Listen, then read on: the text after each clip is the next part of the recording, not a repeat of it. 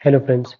आज हम यूपीपीसीएल का पेपर एआरओ का पेपर जो कि 25/2/2022 को हुआ था, उसी का रीजनिंग का पार्ट सॉल्व करेंगे। इससे पहले मैं अपने चैनल पे कंप्यूटर के पार्ट 1 और पार्ट 2 वीडियोस डाल चुका हूँ, जिसमें कि टोटल 50 क्वेश्चन है। तो आज हम उसी सिलसिले को कंटिन्यू करते हुए रीजनिंग के पार्ट को सॉल्व करते हैं। तो चलिए शुरू करते हैं। जैसा कि मैंने आपको पहले बताया, ये एक सिलेक्टेड कैंडिडेट की आंसर की है। तो आइए पहले क्वेश्चन के साथ शुरू करते हैं। तो यहाँ से हमारा रीजनिंग पार्ट शुरू होता है। तो देखते हैं पहला क्वेश्चन कह रहा है, इस सीरीज को आगे आपको कंप्लीट करना है। मतलब ये यहाँ पे जो भी वर्ड है उसके बारे में पूछ रहा है। तो देखते हैं, यहाँ पे एल है, यहाँ पे एम एन ओ हो गया, यहाँ पे पी क्यू आर हो गया, यहाँ पे एस टी यू हो गया। मतलब हर तीसरा वर्ड हो रहा है। यू के बाद वी डब्ल्यू एक्स, तो यहाँ पे हमारा एक्स हो जाएगा सबसे पहला। यहाँ एन हो गया, फिर के हो गया, फिर एच हो गया। मतलब पीछे जा रहे हैं। तो ई के बाद एच कितने बार में आता है? E F G H. मतलब यहाँ से यहाँ पे आप जाएंगे तो +3 हो रहा है। मतलब यहाँ से यहाँ पे -3 होगा। तो ई से 3 पीछे होता है बी। आ गया। और अब आप देख सकते हैं, 6 से 12, 12 से 18, 18 से 24। मतलब 6 का टेबल चल रहा है। 6 1 6, 6 2 12, 6 3 13, 6 4 24, 6 5 30। तो आपका आंसर होगा एक्स बी 30, जो कि है ऑप्शन सी। अगला क्वेश्चन, एक सर्टेन कोड है जिसमें रघु इज प्लेइंग चेस को लिखा गया है ये। रघु लाइक्स नूडल्स, तो इसको लिखा गया है ये। देख सकते हैं आप, इन दोनों ही सेंटेंसेस में रघु आ रहा है। और अगर रघु आ रहा है और इन दोनों में अगर हम कॉमन देखें तो सी आर भी कॉमन आ रहा है। जिससे हम कह सकते हैं सी आर का मतलब हो गया रघु। इसके बाद हम आगे करते हैं। थर्ड पार्ट कह रहा है नूडल इज हॉट। यहाँ पे भी इज है, और रघु इज प्लेइंग चेस। अगर आप देखें तो यहाँ इज और यहाँ इज, तो इन दोनों में अगर हम कॉमन देखें तो कॉमन आपको एंटी नजर आएगा। तो एंटी मतलब हो गया इज। जी, ये भी हो गया। इसके बाद अगर हम देखें कुछ और कॉमन मिल पा रहा है हमें? नहीं मिल पा रहा है। तो देखिए, हमें रघु भी मिल गया और इज भी मिल गया। तो अगर हम पहला वाला सेंटेंस देखें, सिर्फ पहला पहला सेंटेंस, यहाँ पे रघु इज, तो रघु इज का मतलब सी आर और एन टी तो कट जाएंगे। सी आर और एन टी कट जाएंगे रघु इज में। तो प्लेइंग चेस के लिए आपके पास बचा क्या? वाई के और एच एल। तो यही आपके आंसर है। अगला, ये भी वैसा ही क्वेश्चन है। आपको ये वाला, इस जगह पे कौन सा अल्फाबेट आएगा ये बताना है। तो आप देख सकते हैं एच है, एच के बाद आई जे के माने 3 बढ़ गया। फिर के बाद एल एम एन, फिर 3 बढ़ गया, मतलब 3 बढ़ रहा है। क्यू, तो आर एस टी, तो +3 करेंगे तो टी आ जाएगा। तो आपके ये दो एलिमिनेट हो जाते हैं इससे, ये वाला और ये वाला बच जाते हैं। ये दो टी आ गया। उसके बाद देखिए सी डी ई एफ, तो अगला यहाँ जी आ जाएगा। तो इससे ही आंसर डायरेक्टली बन गया। लेकिन अगर आप इसे चाहें तो आप इसे कंप्लीटली भी सॉल्व कर सकते हैं। देखिए, यहाँ पे बी है, यहाँ पे ई है, बी के बाद सी डी ई माने 3 आगे बढ़ रहा है। तो के की 3 आगे क्या होगा? के बाद एल एम एन, तो एन। तो ये वाला हो गया आपका एग्जैक्ट करेक्ट आंसर। अगले क्वेश्चन की तरफ चलते हैं। ये आ गया थोड़ा सा रिलेशनशिप वाला, ब्लड रिलेशन का क्वेश्चन। तो ये कह रहा है N is the father of P's husband. तो पीज हस्बैंड माने पी महिला होगी इसका मतलब। तो पी एक महिला है, पी का एक हस्बैंड है। मान लेते हैं, अभी फिलहाल क्वेश्चन मार्क मान लेते हैं इन्हें। और ये हस्बैंड है। तो प्लस साइन हो जाएगा, और यहाँ पे रिलेशन हस्बैंड और वाइफ का हो गया। N is the father of P's husband, तो यहाँ पे एक एन है जो कि इनका फादर है। फादर है, इसका मतलब ये भी प्लस होगा, मतलब कि male. R is the son of N N L. N और एल का एक सन है। एन प्लस है तो ऑब्वियस बात है कि ये माइनस होगी।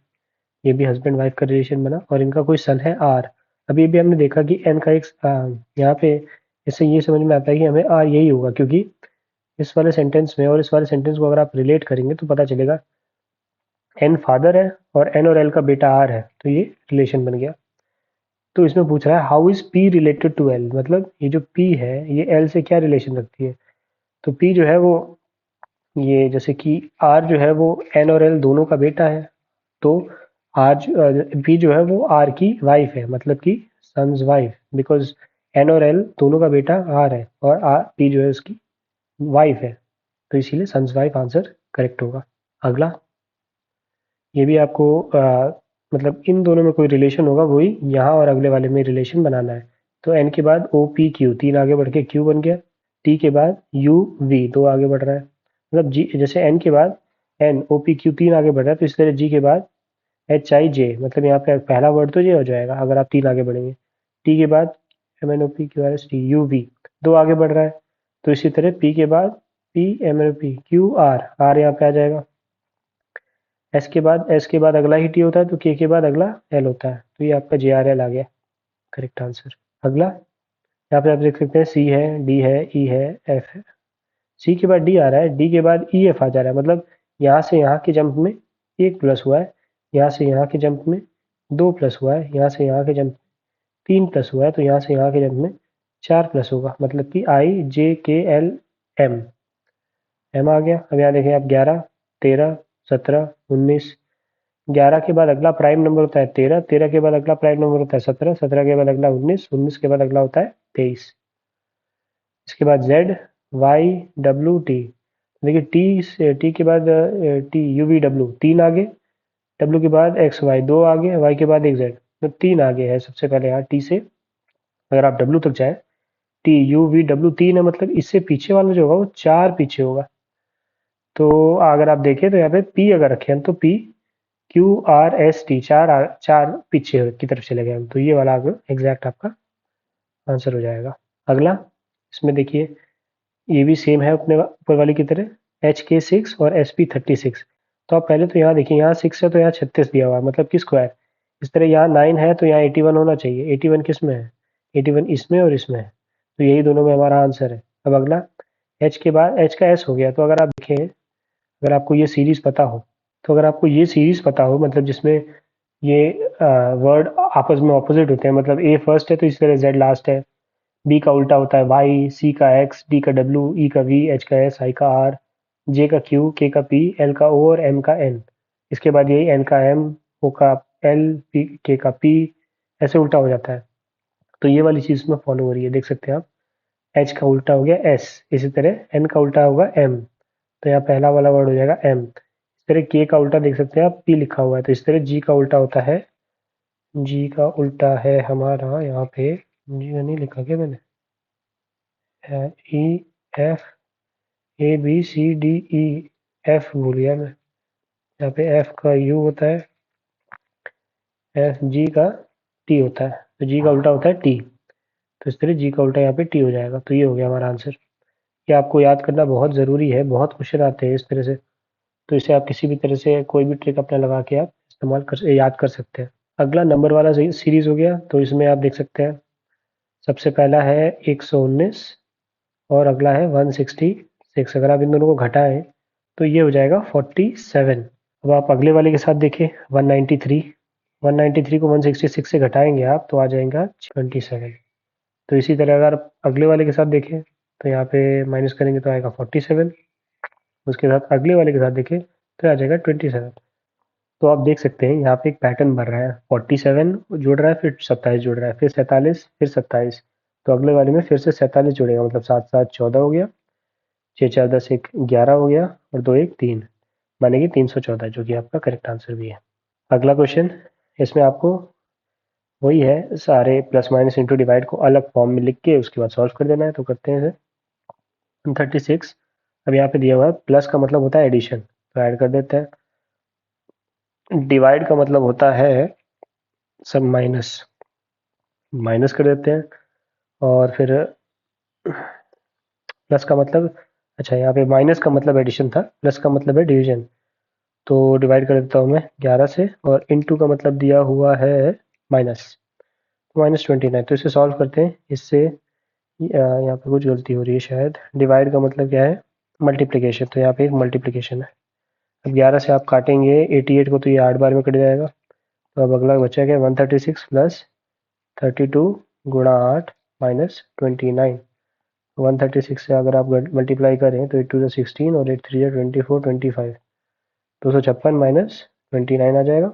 इन दोनों को जोड़ेंगे तो 6 6 12 हो गया, 5 3 8, 1 9 और 1 1 सॉरी 2 और 1 3, 392 में से आप 29 घटा देंगे, 9 10 11 12, 3 आ गया, 6 आ गया और 3 आ गया, 336, 63। तो ये आपका करेक्ट आंसर है। नेक्स्ट ये कह रहा है कुछ क्लस्टर ऑफ वर्ड्स दिए हुए हैं, 3 तो एक जैसे हैं और एक अलग है, तो आप देख सकते हैं यहाँ पे वही वाला जो मैंने अभी ऊपर बताया था, एच का उल्टा एस होता है, आई से, और एल का उल्टा ओ होता है, फॉलो हो रहा है। जी का उल्टा टी होता है और पी का उल्टा के होता है।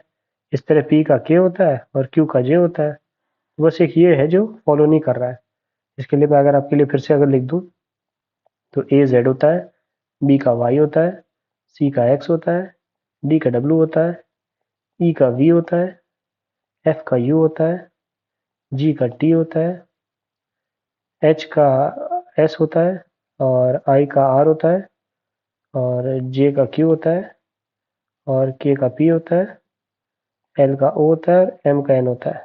तो ये होते हैं सारे ऑपोजिट मतलब अल्फ़ाबेट में ऑपोजिट कोड्स। इसको याद करने का एक तरीका है, मतलब आप इन दोनों को तो याद कर ही लेंगे। सी एक्स को आप डोनेट कर सकते हैं कट से, क्योंकि कंप्यूटर में कट का शॉर्टकट एक्स ही होता है। डी डब्ल्यू को आप ड्यू मान लीजिए, इस तरह इजी हो जाएगा। ई वी को आप इवनिंग मान लीजिए या इलेक्ट्रिक व्हीकल मान लीजिए, मैंने तो इवनिंग मान रखा है, तो E V E N I N G. F U को फॉर यू कर सकते हैं आप। जी टी को ग्रैंड ट्रंक रोड जो होता है, जी टी रोड। इसी तरह एच एस को हाई स्कूल। आई आर को इंडियन रेलवेज मान सकते हैं आप। और जे क्यू को जैक कैलिस।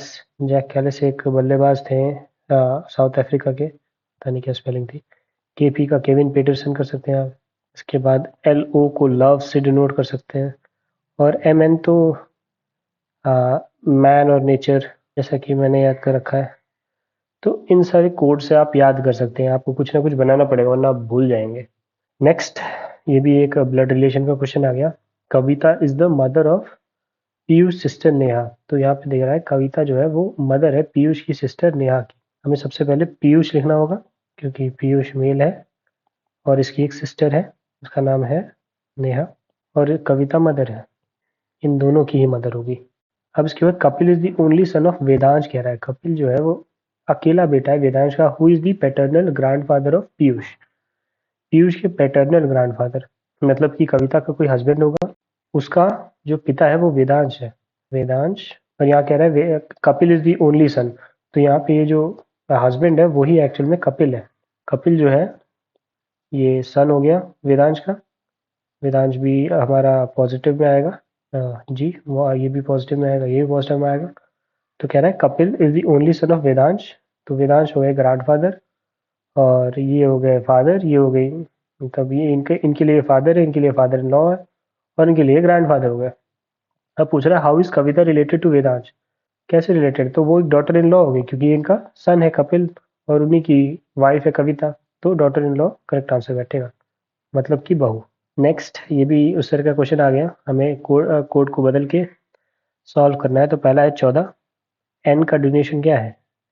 एन का मतलब है मल्टीप्लिकेशन, तो मल्टीप्लाई 36। एल का डिनोशन है एडिशन, तो जोड़ दिया 377। इसके बाद के का डिनोशन है डिवीजन, के 29 बार में चला जाएगा। फिर एम, एम का डिनोशन क्या है, एम है सब्ट्रैक्शन -116। तो इसको सॉल्व करेंगे तो ये और ये तो 13 बार में कट जाएगा। तो बचा क्या हमारे पास, इन दोनों को और गुणा करना पड़ेंगे हमें, क्योंकि एन का मतलब मल्टीप्लिकेशन है, तो मल्टीप्लाई कर लेते हैं। तो इन दोनों का मल्टीप्लाई करने पे आएगा 504 प्लस 13 -116। तो 504 से आप 13 जोड़ेंगे, हम ये कर लेते हैं, इन दोनों को घटा लेते हैं पहले।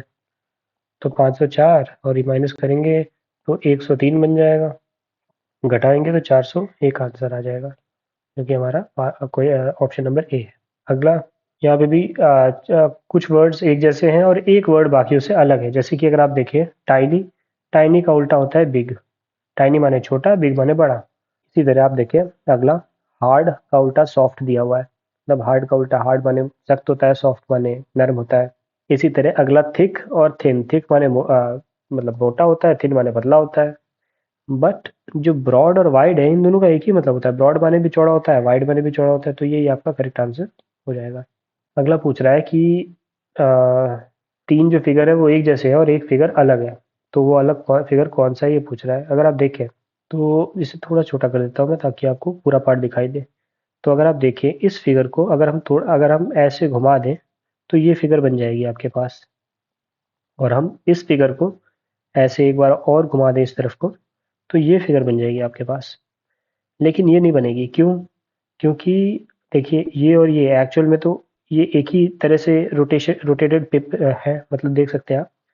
दोनों में किसी तरह का कोई रोटेशन नहीं है, लेकिन आप देखें अगर, तो इसमें और इसमें डिफरेंस क्या है, इसे एक चीज़ का देखेंगे आप, ये डिफरेंस है, क्योंकि ये पहले यहाँ था, जब नीचे जाएगा ये, अभी फिलहाल अगर ये ऐसे है तो नीचे जाएगा तो ये फिर ऐसे हो जाएगा और फिर ऐसे हो जाएगा। देख सकते हैं आप, यहाँ पे ऐसा हो गया है और फिर लास्ट में ये ऐसा हो गया है। तो यही हमारा अलग पार्ट है, यही गलत गलत है। नेक्स्ट क्वेश्चन की तरफ चलते हैं। यहाँ पे कह रहा है, ये भी एक ब्लड रिलेशन का क्वेश्चन आ गया, H is the only sister of P and T. तो पी और टी, इन दोनों की ओनली सिस्टर है एक, एच। तो ये दोनों मेल होंगे, इसका मतलब दोनों इसके भाई हो गए। N is the mother of T, N कोई है यहाँ पे, वो मदर है टी की, तो मदर टी की है तो इन तीनों की भी मदर हो गई, mother mother mother. N is the mother of T and V is the father of P. अब देख सकते हैं आपको यहाँ पे वी दिया हुआ है, फादर ऑफ पी। तो वी अगर फादर या वी एक के फादर होंगे तो वी सबके फादर होंगे, इनके तीनों के फादर हो जाएंगे। M M is the only son of H and S, H के साथ कोई एस उसका हस्बैंड है और इन दोनों का एक सन है जिसको कि हम कह रहे हैं यहाँ इस इमेज में एम। तो अब पूछ रहा है how is V related to S, V जो है वो एस से कैसे रिलेटेड है, ये और इसका रिलेशन पूछ रहा है। तो वी जो है वो फादर है, फादर की एक बेटी है, तो ये एस के लिए फादर इन लॉ हुए, मतलब कि वी जो है वो एक्चुअल में इनका दामाद है, क्योंकि वी की बेटी है एच और बेटी का ये पति है, तो इसीलिए वी जो है फादर इन लॉ हुए इसके। अगला, तो अगला भी ऐसा ही क्वेश्चन है। अगले क्वेश्चन में वही है, तीन एक जैसे हैं और एक अलग है। तो देखते हैं, बी के बाद सी डी, एफ के बाद एफ जी एच, दो दो आगे जा रहा है, डी के बाद डी ई एफ। तो हर बार पहले पहला वर्ड और दूसरे वाले में पहला वर्ड में +2 हो रहा है। जैसे आप देखें, डी +2 करेंगे तो ई एफ बन जाएगा, एफ +2 करेंगे तो एच बन जाएगा, इस तरह बी +2 करेंगे तो डी बन जाएगा। ठीक है। के के बाद एल एम, तो के के बाद अगर आप दो जोड़ रहे हैं तो एम बन जा रहा है, जी के बाद दो जोड़ रहे हैं तो आई बन जा रहा है, और जी के बाद फिर से दो जोड़ रहे हैं तो फिर आई बन जा रहा है, और यहाँ पे एम के बाद एन ओ, एस के बाद टी यू, जी एस के बाद टी यू। तो अगले वाले में भी यही है, एम के बाद +2 ओ, एस के बाद +2 यू, और एस के बाद +2 यू। मतलब एक रेगुलर पैटर्न है इन तीनों में, जो वेरस इसमें ऐसा कोई पैटर्न नहीं है। तो ये करेक्ट आंसर हो गया। नेक्स्ट फिर से वो वाला क्वेश्चन, सॉल्विंग वाला। तो इसमें भी हमें कोड्स को हटाना है और plus minus into divide read करने हैं। एंड का मतलब है सब्ट्रैक्शन, तो -3, हैश का मतलब है मल्टीप्लिकेशन, तो multiplied by 132। At the rate का मतलब है डिवीजन, तो डिवाइड करेंगे हम 12 से, और डॉलर का मतलब है +99। तो 12 10 जा और 11 जा 11 बार में कट जाएगा, तो 423 माइनस 11 3 जा 33 +99। तो 423 में से अगर आप ये घटाएं तो ये आ जाएगा 66 प्लस का, और उसके बाद आप जोड़ेंगे तो ये 9 हो जाएगा, 6 में 2 जोड़ा 6 7 8 हो गया, और 4 489। तो ये आंसर करेक्ट है। अगला भी ब्लड रिलेशन का क्वेश्चन है, पॉइंटिंग टूवर्ड्स निहारिका, रजत ने कहा। तो मान लेते हैं ये निहारिका है, निहारिका को देखते हुए रजत ने कहा she is the daughter of my brother, मतलब कि रजत का कोई भाई है, इसका एक ब्रदर है, उसका कोई भाई है ब्रदर, उसके बाद उसका एक ब्रदर्स फादर, मतलब कि ब्रदर का एक फादर है, मतलब कि एक्चुअल में फादर इसका भी है इसका भी है।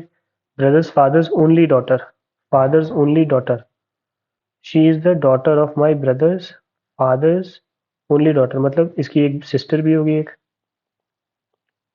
सिस्टर है और उसकी बेटी है ये। तो कुल मिला के रजत जो है मामा जी लगेंगे इसके, क्योंकि रजत का एक भाई है और उसी की एक बहन है और उसी बहन की ये लड़की है।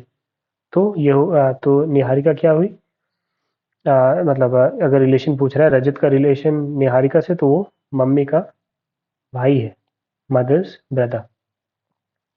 नेक्स्ट, यहाँ पे आप देख सकते हैं 8 आ गया, 8 के बाद आ रहा है 16, मतलब 8 2 जा 16 हो रहा है, 16 और 16 क्या, 4 सा 64 हो गया, 60। अब देखिए 2 से 4 से, फिर हो सकता है अगला 8 से होगा, 8 4 जा 32, और 8 6 जा ये हो जाएगा 32 + 1 51, 5 512। तो ये आपका आंसर आ गया।